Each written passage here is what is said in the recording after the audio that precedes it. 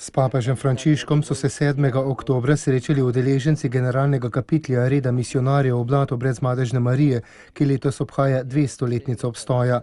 Leta 1816 je kongregacijo ustanovil Eugenio de Mazenot, mlad duhovnik, ki je želel odgovoriti na klic duha, na kar je spomnil tudi papež Frančišek v svojem govoru.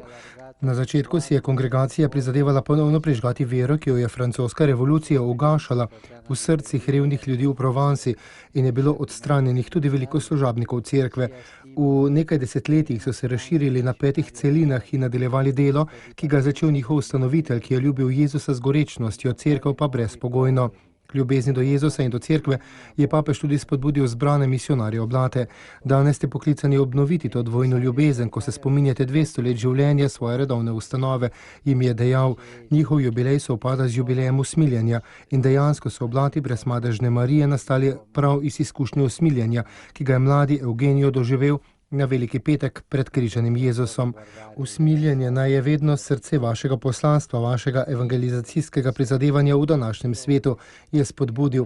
Na dan kanonizacije je Janez Pavel II. Eugenija imenoval mož adventa, poslušen Svetemu Duhu pri branju znamen časa in v podpiranju Božjega dela v zgodovini cerkve. Te lastnosti so po Frančiškovih besedah navzoče tudi v Oblatih. Tudi vi bodite možje adventa, sposobni razbirati znamenja novih časov in voditi brate po poti, ki jo Bog odpira v cerkvi in svetu.